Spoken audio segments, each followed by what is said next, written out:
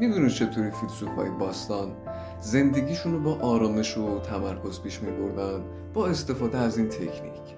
تمرین سادگی مرگ. البته نترس، بهت نمیگم بشینی که گوشه به مرگ فکر کنی که خدایی نکرده باز بشه دپرس بشی یا نه.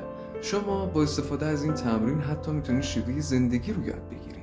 این تمرین 3 مزیت خیلی بزرگ داره. چیزهایی که پیش پا افتاده تو زندگیتون شده برای خودتون زیبا میکنی، مثل خوردن چای و لبخند واسهتون زیبا میشه.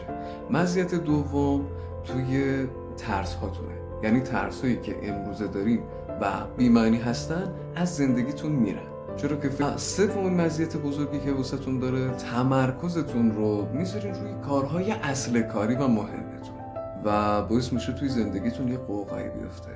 پس این راز 2000 ساله رو حتما توی زندگیت اجرا کن و نتیجهش هم اگه دوست داشتی توی کامنت ها هم بگو.